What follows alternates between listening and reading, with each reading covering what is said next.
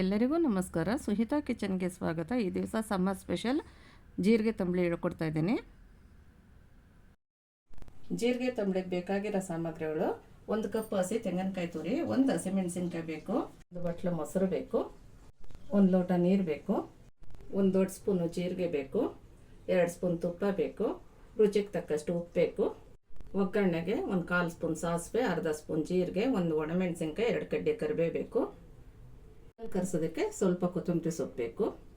ನೋಡಿ, ಜೀರಿಗೆ ತಂಬಳಿ ಮಾಡಲಿಕ್ಕೆ ಮೊದಲು ಗ್ಯಾಸ್ ಅಂಟಿಸಿ ಒಂದು ಒಗ್ಗರಣೆದು ಬಾಣಲಿ ಇಟ್ಕೋಬೇಕು.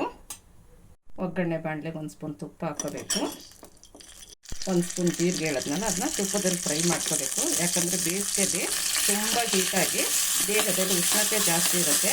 ಆ ಸಮಯದಲ್ಲಿ ತುಪ್ಪದಲ್ಲಿ ಹುರಿದು ಮಾಡಿದ ತಂಬಳಿನ, ಜೀರಿಗೆ ಹಾಕಿ ಹುರಿದು ಮಾಡಿದ ತಂಬಳಿನ ಮಾಡ್ಕೊಂಡು ತಿಂದರೆ ಉಷ್ಣತೆ ಕಮ್ಮಿ ಆಗೋಗುತ್ತೆ, ಆರೋಗ್ಯನೂ ತುಂಬ ಚೆನ್ನಾಗಿರುತ್ತೆ. ನೋಡಿ, ಈಗ ಜೀರಿಗೆ ಫ್ರೈ ಆಯಿತು. ಈಗ ಗ್ಯಾಸ್ ಆಫ್ ಮಾಡ್ಕೊಬಿಡೋಣ.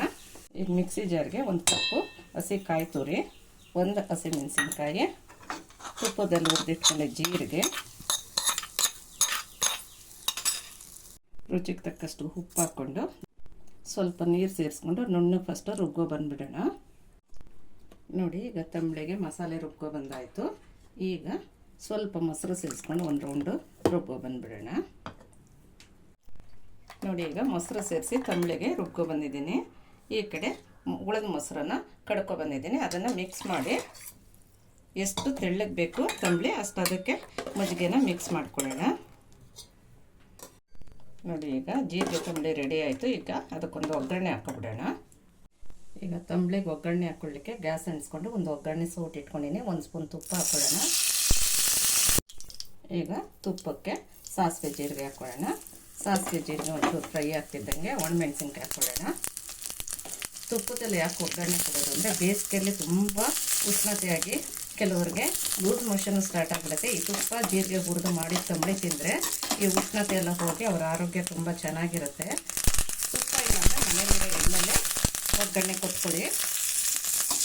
ನೋಡಿ, ಈಗ ಕರಿಬೇವು ಹಾಕ್ಕೊಂಡೆ, ಒಣಮೆಣಸಿನ್ಕಾಯಿ ಹಾಕ್ಕೊಂಡೆ. ಈಗೆಲ್ಲ ಫ್ರೈ ಆಯಿತು. ಗ್ಯಾಸ್ ಆಫ್ ಮಾಡಿಬಿಡೋಣ. ನೋಡಿ, ಈಗ ಒಗ್ಗರಣೆನ ತಂಬಳಿ ಸೇರಿಸ್ಬಿಡೋಣ. ತುಂಬ ಚೆನ್ನಾಗಿರುತ್ತೆ, ಎಲ್ಲರೂ ಮಾಡ್ಕೊಳ್ಳಿ. ಈ ತಂಬಳಿ ತುಂಬ ಆರೋಗ್ಯಕ್ಕೆ ಒಳ್ಳೆಯದು. ಕೊನೆಯದಾಗಿ 1 ಕಡ್ಡಿ ಕೊತ್ತಂಬರಿ ಸೊಪ್ಪನ್ನ ಉದುರಿಸ್ಕೊಂಡಿದ್ದೀನಿ ಅಲಂಕಾರಕ್ಕೆ. ಈಗ ಸರ್ವ್ ಮಾಡಿ ತೋರಿಸ್ತೀನಿ.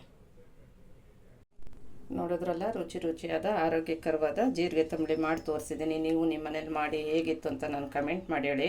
ಹೊಸದಾಗಿ ನನ್ನ ಚಾನಲ್ ನೋಡ್ತಾ ಇರೋರು ಪ್ಲೀಸ್ ಸಬ್ಸ್ಕ್ರೈಬ್ ಮಾಡಿ, ಲೈಕ್ ಮಾಡಿ, ಶೇರ್ ಮಾಡಿ, ಕಮೆಂಟ್ ಮಾಡಿ, ಬೆಲ್ಲೈಕನ್ ಮೇಲೆ ಪ್ರೆಸ್ ಮಾಡಿ ಹೊಸ ನೋಟಿಫಿಕೇಷನ್ಗೋಸ್ಕರ. ಮುಂದಿನ ಹೊಸ ರೆಸಿಪಿಯೊಂದಿಗೆ ಮತ್ತೆ ಭೇಟಿಯಾಗೋಣ. ನಮಸ್ಕಾರ.